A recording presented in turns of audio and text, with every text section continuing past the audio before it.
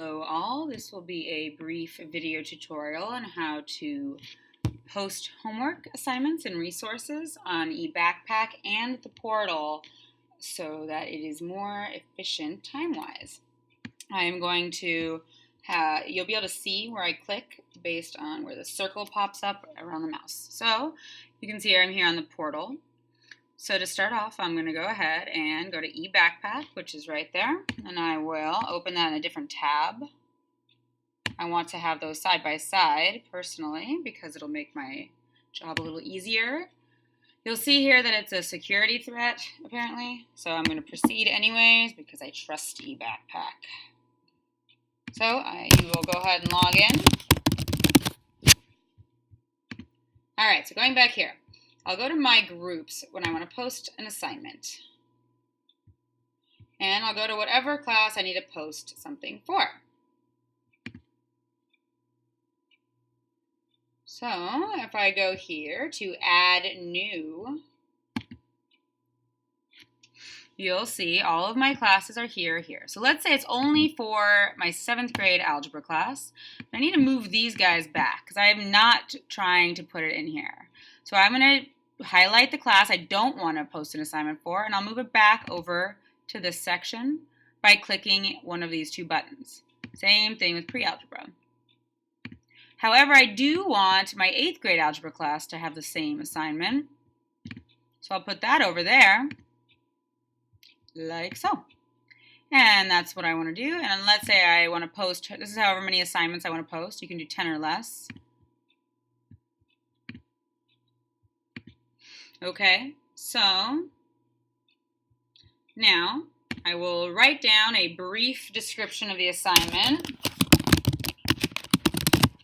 and I will assign it a type of assignment. We'll make this one a homework assignment. You need to have an abbreviation so that when it appears in the gradebook, it's not a huge long text box. I want to include it in the gradebook. You may not.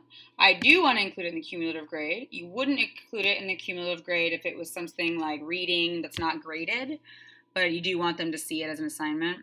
And I would like to publish the grade. You can assign it a number of points, and then the weird one is factor here. That is how many times you want it to count. You do have to fill it out. Most of the time I just put 1. As you can see, that's the only thing I've ever filled in on this computer. If it was extra credit, you would highlight right there.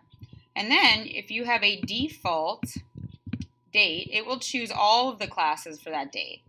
But like I don't have 8th grade next week on, so if I have this due Monday, then I would only actually see 7th grade on Monday. So I would put for 8th grade separate ones.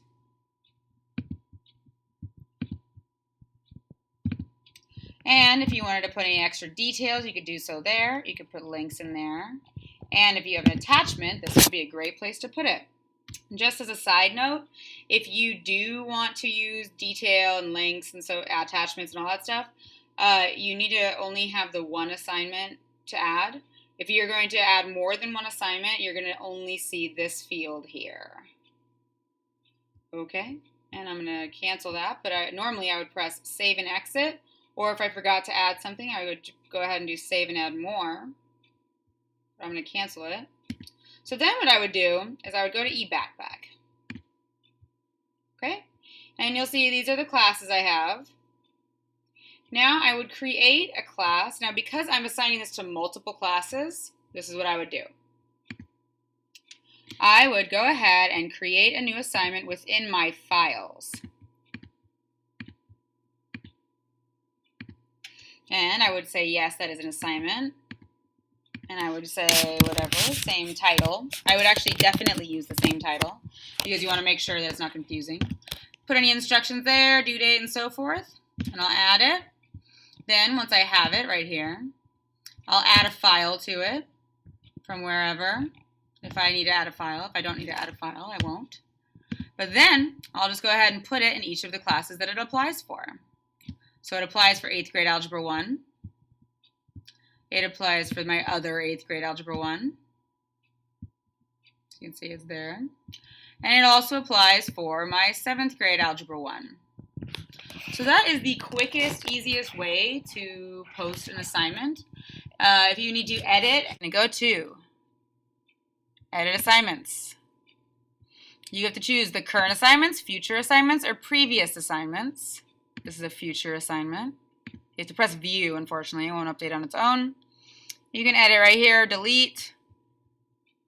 The other option is if you want to see that it was indeed posted, you'll view it here, view all and print, and it'll automatically do this custom version. I would go to month. It's a little easier to navigate that way. And you can see whatever is posted on whatever day. So the last piece of this is where you might put resources. So you could put it on the portal, and if that was the option that you would take, you would go and put it under each group, and you could put it depending on what kind of a resource it was. If it was a photo, you might put it there, video, etc. Or you could put it here. As you can see, I have my math expectations right here, which is like my syllabus. The better option, in my opinion, would be under eBackpack and put in each different class resources. So you see here's that same class, Algebra 1 for 7th grade, and here I have an entire folder of class resources. And I can continue to add to the same folder, which will be in the exact same place accessible for students all year long. So it's really your call on where you put resources, but I find that eBackpack is a better option for textbooks and any other files like that. Probably also better for media as well, but it's always up to you as the teacher. And that is the end of this tutorial video.